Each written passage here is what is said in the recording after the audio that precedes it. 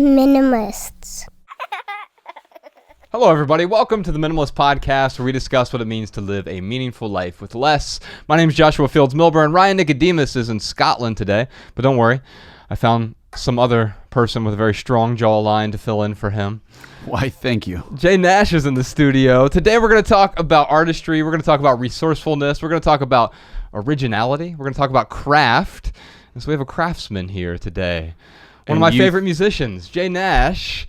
You can find his music at jnash.com. Now, Jay, you've been writing about minimalism before I even started writing about minimalism. I was, I wondered if that's how I ended up here. just the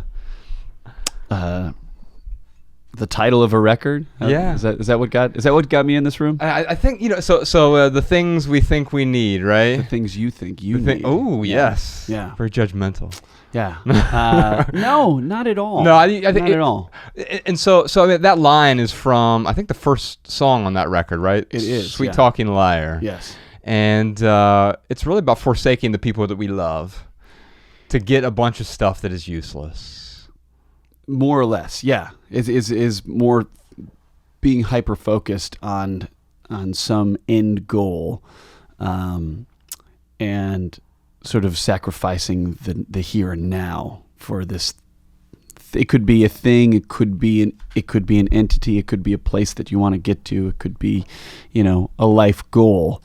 But I guess the end point of that particular line in the song is that you're just sort of pissing away the right now, which is really, if you get it down into it with whether it's philosophy or religion, really this moment, this time, this point, this instant is everything, right? Right. And at the same time, I feel like we're terrified of the present moment. We're terrified of boredom. And so we pacify ourselves quite often with those things. And now it can be physical things, and I think that's the sort of literal interpretation, to get the things you think you need. Yeah. But those there are other things that we pacify ourselves with, and now it's happening more than ever. I've got this glowing screen in my pocket that provides. Very dangerous. You're right. Glowing, yeah, very dangerous. And so I think when you wrote that, you probably weren't thinking about Instagram because it didn't exist yet. It did not. No, I think I still had a flip phone, and I didn't also set out to. That record is called "The Things You Think You Need," but. I didn't set out to write a record about living a minimalist lifestyle by any means. Really, that was about the sort of the futile gestures that many of us, I was a part of this big Los Angeles music scene. I was in a relationship that was really everything, but I didn't fully see it, for a minute there. And the record at large is about the concepts. It's less about the material things, right. But you can apply it to the material things for sure, because plenty of people do get completely lost in the pursuit of creature comforts. Absolutely. The average American household has 300,000 items in it, and when you look at that, I think quite often minimalism. That made me sweat a little bit. Right. I was thinking about my own house. I was like, can we? Oh no! What if we do? Oh, the tool shed. Yeah, you live in Vermont, and so we were talking about this before we started recording. You need a lot of your kids need about 17 different pairs of shoes just to survive the winters. You need a lot of shoes, a lot of tools, a lot of things to go outside and play and survive the winter with. It is a challenge. All right, Jay, we've got a bunch of questions here today that I think will aid our conversation. Our first question is from Ellen in Boulder, Colorado. I have been cutting out technology. I've been minimizing that. How do you cope with the boredom of no longer having that pacifier, the constant need to take out your phone, and having this free time that you may have opened up now that you're no longer using things like social media and Netflix all the time? How do you cope with that more than simply just filling the void with another hobby, and how do you get used to that? So Jay, I don't know if you found this, but you've been making music for a while. Mm-hmm. Still making music. I am, yeah. Still making some beautiful music, by the way. Thanks, man. Appreciate that. And I think we are also forced to be our own sort of self-promoters in this time as well. And social media is a way to do that, but it's also a way to distract ourselves. Some people use social media to create, and that is their medium, their art choice. form. Yeah, right. Some people are particularly great at it. Absolutely. Some people are great at making, conventional forms of art, whether it's writing or making music or films, but they're also just extremely deft on social media, and that's cool. Do you find that technology is a distraction for you now? Does it keep you from, or has it ever kept you from producing anything meaningful? Well, I think that there certainly have been times, where I would lean on it. Say if I'm sitting in a tour van I got a 6-hour drive, and you can only look out the window for so long, and read a book for a minute, and it's easy to go to the feed, to sort of, as she said, pacify your mind. But I've always been a little bit dubious of it, since the beginning. I used to make all my records when I lived in Los Angeles up until 2010, I guess, is when I started making records with computers again, because the technology got to be at a point where the sound was comparable to what you could get from a tape machine. But prior to that, all my records were made without a screen in front of me. I always felt like the screen took me out of it. I don't know if there's a physiological, biological explanation for what happens when you're staring at those frequencies of lights, but to me, it would turn off a lot of the creative thought. So I was always kind of very careful about, staring at a screen. That's what got me into music in the first place. I studied engineering at the University of Vermont, and the thing I hated most about the engineering program was just sitting in a room, staring at a screen, and not getting explanations on the derivations of things, but here's the protocol, what you need to tell the computer to get the right results for, a whole series of variables. I'd played music, obviously, before that. Engineering was a bit of a distraction, but that was my biggest complaint about engineering. I just didn't want to sit there with a drool coming out of my mouth, staring at a screen. I didn't like the feeling of the way things shut down inside of my mind. That said, technology has progressed, and it's easy to lean on these things and use technology as tools, both to create the art that we're trying to express ourselves with, and to draw attention to it. So I would say it was Ellen, right? Yeah. It's a great big world, there's probably going to be a period, a learning curve, if she's deliberately shutting off her phone and dealing without it. But there's a lot of great books out there, and if to rediscover the joy of reading a book, or to rediscover the joy of listening to music undistracted in sort of a pristine setting, or just look at the top of a tree, look at the top of a tree against the backdrop of the sky, and you're probably going to feel something. Give yourself a second. If you don't feel it in the first 5 seconds, give yourself a few more seconds. Take a deep breath and think about what a miracle it is that that's there and you're seeing it. Yeah, I feel like you're going deeper in those instances. Like you're guaranteed to get some very fleeting, ephemeral burst of dopamine if you go to Instagram and someone liked this. Yeah. But that's immediate, but it's not deep. It's not deep the same way that going out and spending some time in nature, or just sitting with your boredom for a while. And even if you go back to the Stoics, you look at Seneca or Epictetus. You look at, I think it was Seneca who said, get rid of your books and go and explore the world. And now, for us, go back to the book. Yeah, it's please. But for them, books were their social media in a way that it was a distraction for people. And it was a distraction from real life. Right. Yeah. And so I think sometimes we accidentally just bring new pacifiers. I know for me, it's podcasts. I'll listen to too many podcasts. Same, yeah. And I'm like, okay, I need to take a day without any earbuds in my ears. Yeah. Or if I do have earbuds in my ears, let me rediscover this thing called music, because man, it's really good. I was listening. That can make you feel things. Yeah, I was listening to your new song this morning, Keepers of the Time. Yeah. And I was coming into work, or here into the studio, and I was listening to that. And I'm like, when's the last time? It's probably been 2 weeks since I've deliberately sat down and listened to some music, because podcasts have taken over. Podcasts are doing the same thing to me, I have to admit, especially these long form podcasts where you get to know somebody that you didn't know before. Right. They sort of get to be a fly on the wall. Yeah, it's fun. Well, if I were to rephrase Ellen's question, I would basically say she's saying, how do I best use my free time to explore new passions? And so that might be a deeper conversation. Well, yeah, I agree, but also like recognizing a few things. One is this is some free time. I don't have to fill it immediately. If only I had free time. Maybe. I mean, well, actually, that's a better question then. So you don't have a lot of free time because you have a family and you have a lot of snow removal. I mean, we're recording this in July and you're still removing snow in Vermont, I'm sure. The snow is finally melted. Yeah. Now we're just getting ready for the snow to fall again. We're trying to fix all the things that need to get fixed before it starts coming, because it's going to come. So you don't have a ton of free time, but you still find time to create. Yeah. Well, that is my job, So that is, I carve out time as a priority, for some people, you get up, you take a shower, you have your breakfast, you go to work. Mm-hmm. So, for me, we've identified in our household that if I don't make stuff, it's going to make things, a little bit less comfortable for the family. Okay.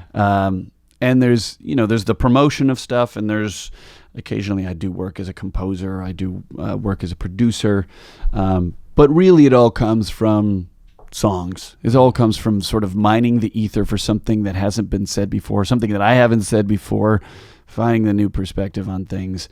And the only way to get there is to carve out. That takes time. There's no magic bullet for finding a great idea. You have to kind of keep yourself open to it. It might come to you when you're, in line to order your favorite Thai food in a busy restaurant, but then you still have to take the time. So you got to get that. You got to log the idea, save it for later, but then you got to set the time aside. So after you've had your breakfast and taken the kids to school, then you sit down in the studio, and the phone is face down, the screen is off, you're looking out the window, staring at the top of the tree, and just see what's there, And some days it may be nothing, but you gotta make the time. I'm working on a new book right now, Ryan and I are, called Love People, Use Things. And love it. Great title. Thank you. That's sort of how we end every podcast episode. It started when we were on tour in 2014, which you were part of. Thank you for being a part of that. And we just started ending our events with that line. I remember that. I remember that and saying, we had a conversation, I think, at Chipotle afterwards. Oh, we did. Yeah, so I was like, that's great, man. And so we're working on this book, and I find that, I get these ideas and I log them, but I have to spend 4 hours a day pretty much every day writing, because otherwise the ideas are just ideas and they're sitting there in a file, and that file is not going to really be meaningful for anyone unless I can mine it and create. And it's weird, as a writer or as a musician, you find that you not only have to chisel out the sculpture, but you also have to create the rock through which the sculpture is chiseled out in a way. Well, that's a great concept. I've read about the 4-hour rule, work for 4 hours a day. Uh-huh. You really have 4 hours to be at your sort of optimal creative output. And some days those 4 hours are going to be extremely prolific, and other days not so much. It's possible. But, to get back to Ellen's question, I think that it's a matter of identifying where your priorities in your life are. Are you fulfilling are you checking all the boxes? And if you're not where you want to be in some of those categories, make the conscious decision to take the 30 minutes that you would have spent, scrolling through a feed and taking some direct action towards achieving, that goal, or that, fulfilling what is left unfulfilled. I think at this day and age, we're so inundated with information, with images, with ideas all the time that we don't have enough space to really know where we stand, in terms of, sort of achieving what we set out to achieve in our lives, and fulfilling fulfilling our responsibilities in our relationships, whether it's family or personal or friend or any. So take the time to enjoy the space. Yeah. Enjoy it. I think that's key. Like we hear this thing. I don't know how it applies to you, but we hear this sort of aphorism of writers don't like writing; they like having written. Because you like having the album done or whatever. Yeah. For me, I'm the exact opposite. Yeah. I'm never completely satisfied, and I'm sure with music, it's even more complex because you're like, oh yeah, I could have done this different or whatever. But like, I actually enjoy the process more than the product, and it takes a while to get there. Yeah. But when you can really enjoy the process, when there's this sort of focused time, you could call it flow state, whatever you want to call it. Mm-hmm. Man, there's nothing more rewarding when the song is going just right, or when it's coming together. There's nothing more exciting. Yeah. No, and as soon as you have a seed, I guess songwriting is a little bit different than essay writing or book writing. Yeah. I have limited experience as a writer of non-musical things, but occasionally I do it. Occasionally I'll kind of just go down the rabbit hole on something. But it is a different thing, I don't want to sound pretentious, and I probably will, and I apologize. But writing music, trying to get to the place of whatever you want to call it, divine inspiration. And it's different when you have an assignment. Sometimes you have an assignment. Sometimes you're working out an arrangement for an existing song. That's fun. But it's a little bit more mechanical. Or if I'm composing music for a picture, for film, or for like a commercial or something like that, it's like then I have an assignment. I have boundaries. Right. I'm trying to find the right thing. I have some source of information, but when there's just the impulse, usually songs are not convenient. You don't necessarily say, "Oh, I want to write a song about that." You've already, by the time you're writing the song, it's happening because it had to happen, because you've felt some emotion that you weren't able to process internally without some discomfort, and so it manifests itself as a song. Or it's some that I think that, and you've probably heard other songwriters say this, writing songs that express joy effectively in sort of a non-cloying way is like one of the most difficult things to do, because like how many different ways are there to say, like, oh, it's a beautiful day, Right. And I think that's why there are so many variations of sad songs, because there seems to be a bunch of different ways to talk about agony or suffering or pain. And there seems to be... And at the same time, it brings us together in a way, because everyone has some, underlying discomfort. There's a lot of things that are uncomfortable about, in relation to the human experience. Yeah. It's a miracle and a tragedy at the same time. And the way we tend to handle, tragedy or despair is isolation. And so the thing about a sad song is that it destroys the barriers of isolation. And if you're feeling it, and then you hear a song that kind of says the same thing, all of a sudden you're not alone in the universe.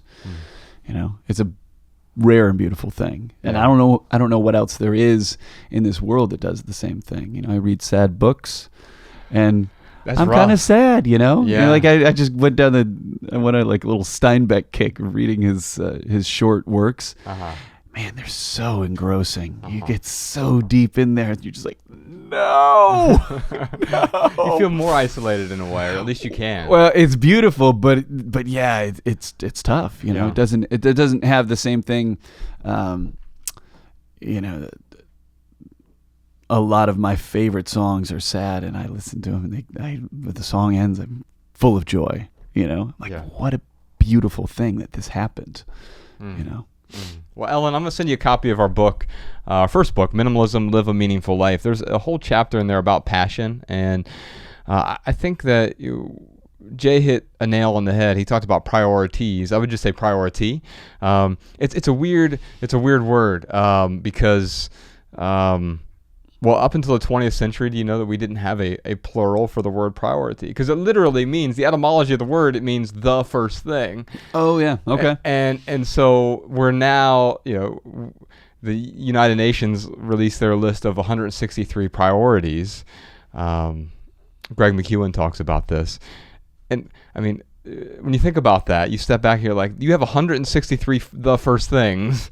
It's like, well, wait a minute. Yeah. Like, you don't actually have any first thing at that point, right? Yeah. And so I think getting back to the point about we're at this day and age, we're all inundated. Right. Right. And trying to filter out a lot of that noise so you can figure out what's the priority right now. And for you, it could be the mornings where you're creating for that 3 or 4 hours. In the evenings, your priority and family, and quite often our priorities are actually what we do with our time. We might say my priorities are X, Y, and Z, but if I'm spending all my time just scrolling Instagram and checking email and attending useless meetings, then those are my real priorities. So Ellen, if you like our podcast, you'll like the audiobook version of Minimalism, Live a Meaningful Life. Or if you want the book or the ebook, Podcast Sean will send you one of those as well. Our next question is from Matt in Columbus. We paid off all of our debts, including over $25,000 in student loans. We have reduced our cost of living to the point where we are now living on less than 50% of our income, which has allowed us to travel to places like Machu Picchu and pay down a significant amount of our mortgage. We have chosen to not have children and we're not planning on changing our lifestyle. However, now I am faced with a challenging decision. I'm currently a teacher, and while I thoroughly enjoy aspects of my job, my real passion, and it has been for over 10 years, is writing young adult fiction. While I'm only 28 years old, I feel like my window to pursue my dream of being a published author is diminishing. I don't know whether to continue teaching for the next 2 years to pay off my mortgage and save up some emergency money, or to take a leap of faith and pursue writing. I want to do the responsible thing. So Jay, I mean, it is clear that Matt's life is over at 28. It's way too late. Yeah, to that's start when writing. that's when you hang up the gloves. No, actually, I do want to congratulate you. It sounds like you've made some really significant improvements. Student loan debt is gone at 28. Oh my God. I don't even think I even started thinking about it until I was 28. I was just like, I'll lock in the lowest interest rate and just let it sit there. That's good debt. And he's part of, I think, the 34% of Americans who can actually fit a car in their garage. He's ahead of the curve, I think. Yeah, isn't that? It's amazing that like the things we think we need, right? Yeah. And so we fill our life with a bunch of things that are they're the object of our desire, but as soon as we get them, they become the object of our discontent. Yes, then you have to maintain those things. Right. And there's all these other embedded costs. There's a price tag on the thing, but then there's like watering the thing and changing the oil on the thing and cleaning the thing and storing the thing. It's a drag. Yeah. You should try owning a recording studio. We're in one, but we literally have a Zoom H6 over there. That's what Sean is but if you want to on. make Americana music records, there's a lot more equipment involved. Indeed. Let's push that because. So it's Matt. Was it Matt? It is Matt. Yeah. Matt is 28 years old. It sounds like he has a lot of his ducks in a row. It sounds like he's in a great relationship and he's like trimmed the fat in a great way. But Matt, life is short. If you have a passion, follow it, sir. You know, responsible to what? Yeah. You know, it's responsible not like to other people's expectations is, I think, quite often what we're saying. That might be part of it, but it's not like there's 600 hungry kids that he has to feed.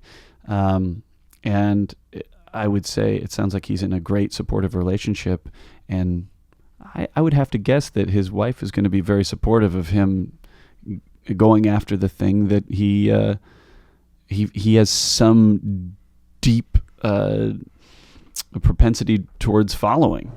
Yeah, I think there's a few things I would talk about here. One is I think quite often we presuppose that it is binary. Like I need to run into my boss's office today and say, screw you, I quit. Right. And then like now I'm a writer all of a sudden. But I think there's a lot of overlap. I wrote for most of my 20s while I was still in the corporate world. Yeah. And I got better at the craft by writing. Now, I didn't have any time. You talked about carving out time earlier. And so I was working 80 hours a week. I managed 150 retail stores. And so I didn't have any time at all. So what I did, I woke up an hour earlier. I set my alarm for 4:44 a.m. every morning, and I wrote for 1 hour, and I got so much better at writing. Right. It's So weird. you just got to make the time. And you see how much time is available, and just carve out that for this thing that you really care about. I don't know if you experience this with music, but writing seems to be one of the crafts where people think they're just going to get better via osmosis. You got to do it. You got to do it every day. Right. You don't know any carpenters who are like aspiring carpenters. They're like just they're going to become a carpenter, right? And they actually have to build things in order to be a carpenter.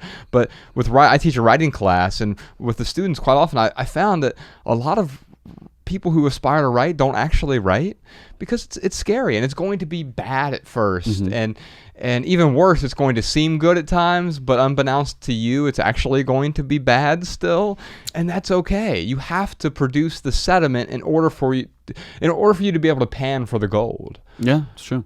And so the other thing I think about here is also transference. There's this thing I think about. So I wrote fiction throughout most of my 20s and got better at writing as a result. I write very little fiction now, but that skill transferred over to several things. It transferred over to writing nonfiction, blog posts, or even tweets. We do a really great job with our Twitter account because it's always just well curated, sort of minimal maxims and aphorisms and things like that.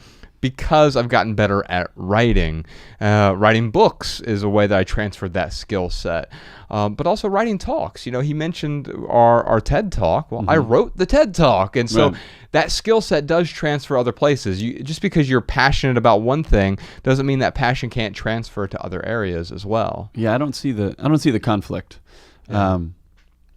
I know that teaching is an extremely demanding occupation, but I have to guess there's time left over where he can explore this writing passion. And by the way, you can become a teacher again later if you decide you want to. True. I did that. But write a book and see where it goes. Yeah. Write 4 books, Write a book. Throw the first one out, write it again. Oh, right. Why not? Seth Godin talks about the question isn't should you write a book? The answer to that is yes, you should write a book. The question is, will someone actually end up reading it? And we don't know. That remains to be seen. Yeah, and certainly they won't read it if you don't write it. But getting back to the joy of creating versus the joy of having created, the thing that compels us to create is the act of creation. Mm-hmm. It's not to have like a bunch of books on your wall or records on your wall. So see if you actually like it, Yeah. Right. And you can do that right now while you're teaching. I think you can head down this path. And by the way, if you're in debt, if you still have some debt, it might be irresponsible for you to run away right now and quit your job, but you can have a plan together so that a year from now or 2 years from now, check out Dave Ramsey's Total Money Makeover. You can figure out how to be 100% debt free, have an emergency fund saved up, and work on your exit plan at the same time. Mm-hmm. You're in a safe position right now. Unfortunately, you're also in a comfortable position. And I find that people rarely create things that are meaningful when everything is at the utmost comfort. That is true. Yeah. That is true. Well, Matt, I'm going to send you a copy of our book, Everything That Remains. It's my favorite thing that we've ever written still.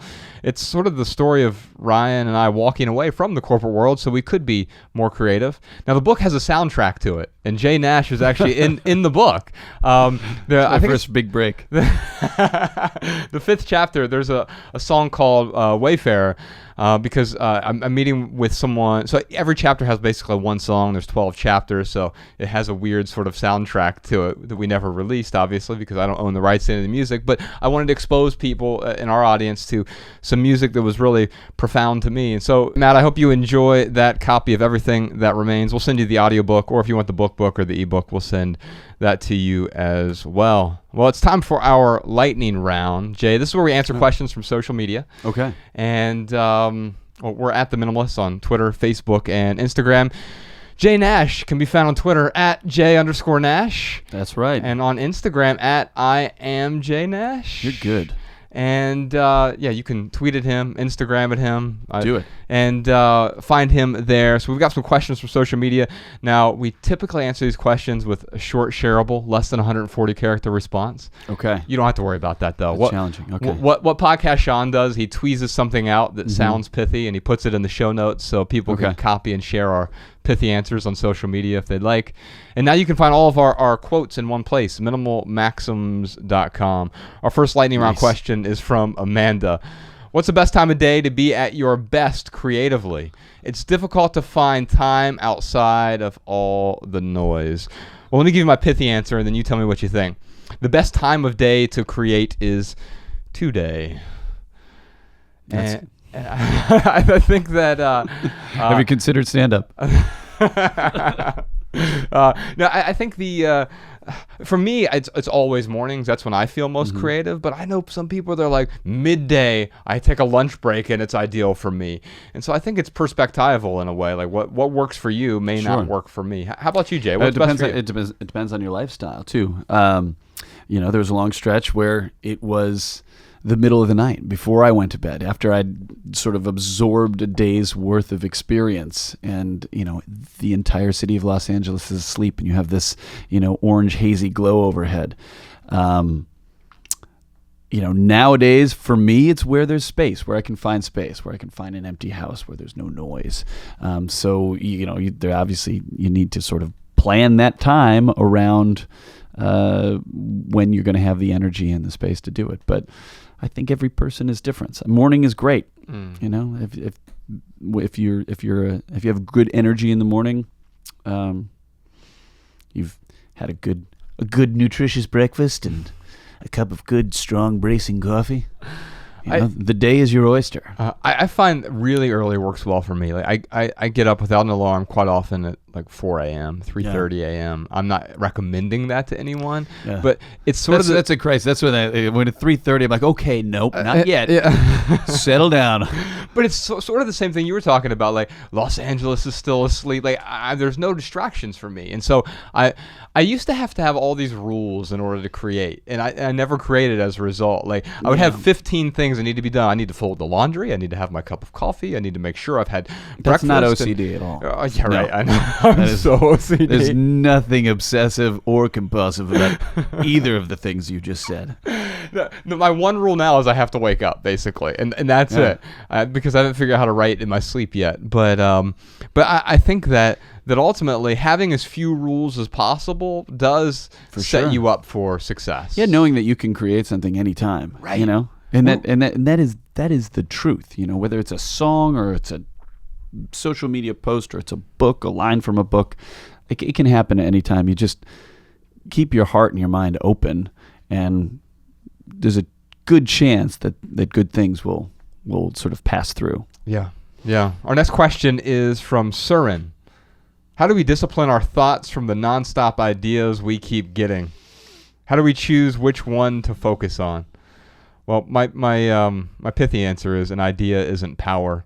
Acting on an idea is power. We get a lot of ideas, but ideas aren't really worth that much. It's the action itself.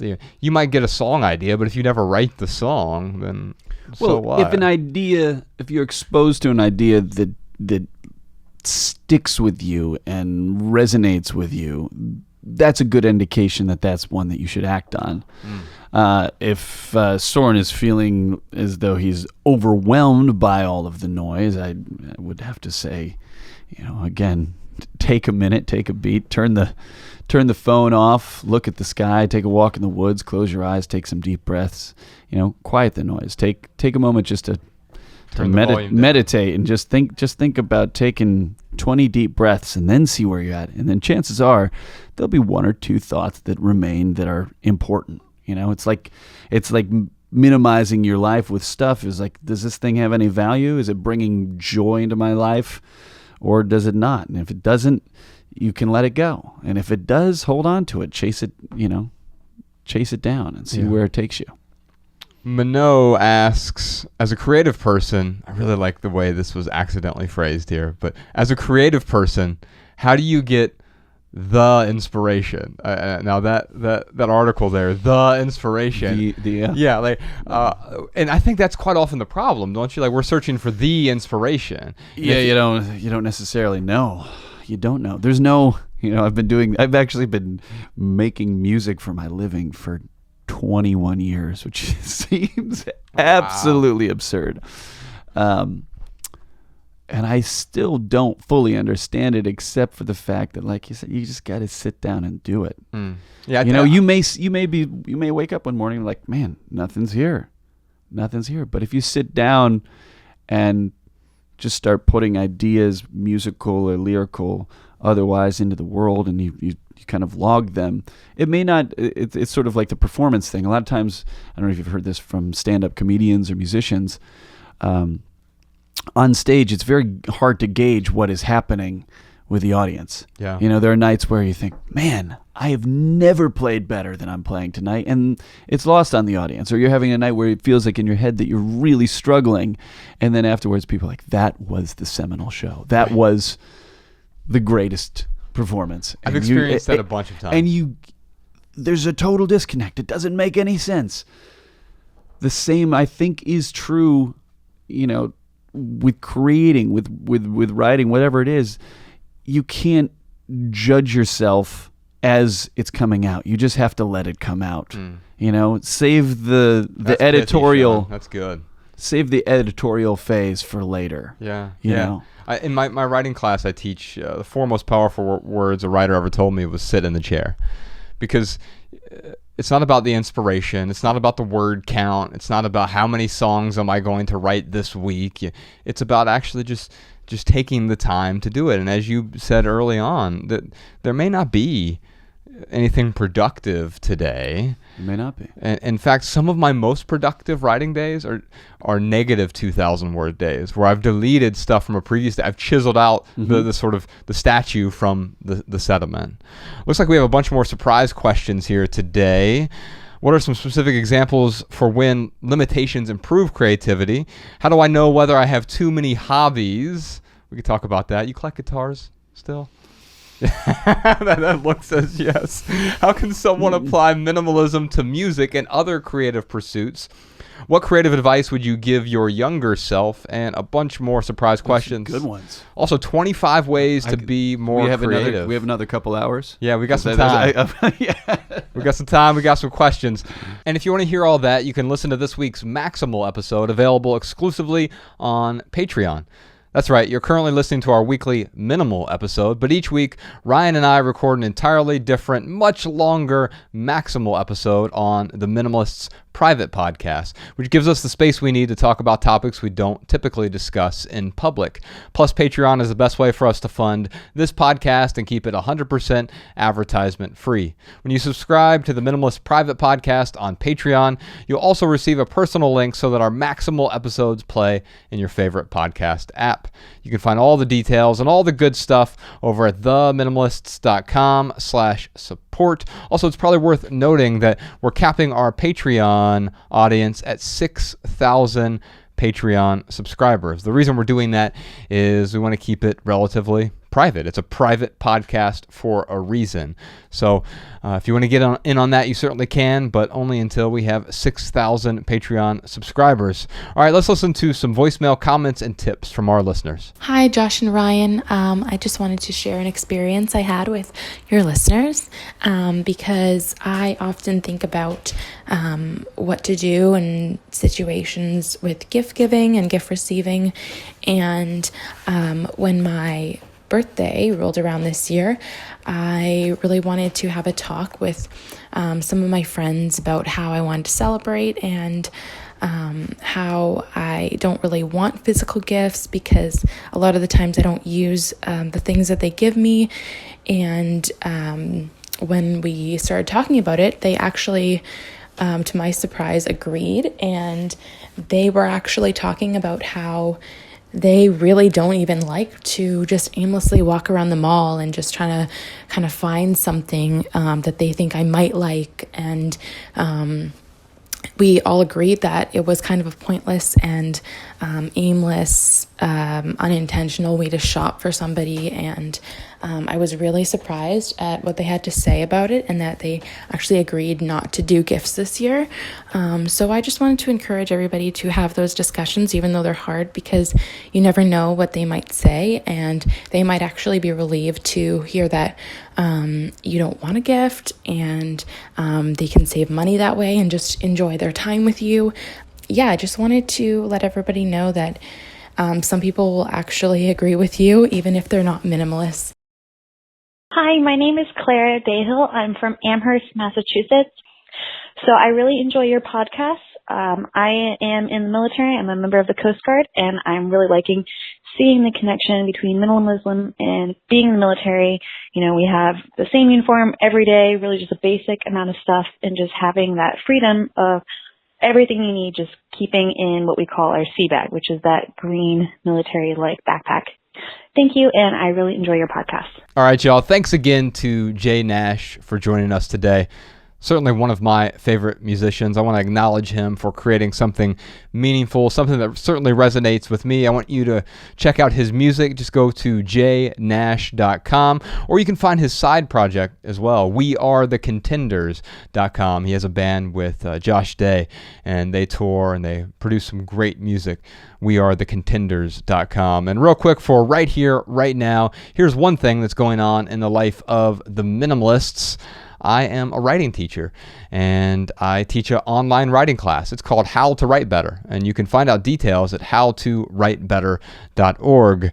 A quick synopsis, we're all writers now, and I believe that a rising tide lifts all boats. So if you want to improve your writing, whether it's writing business emails or tweets or text messages, or maybe you want to start a blog, or you want to write your first book. I've had everyone from high school students to medical doctors take this class, and they have gotten value as long as they're willing to put in the work. That is one caveat I have. I do require 1 hour of work a day over the course of 4 weeks. It's a 4-week class, and if you have the time to put forward into that, I can guarantee you that you will learn how to write better. You can check it out at howtowritebetter.org. And if you have a question, comment, or minimalism tip for our podcast, leave us a voicemail, 406-219-7839, or send a voice memo to podcast@theminimalists.com.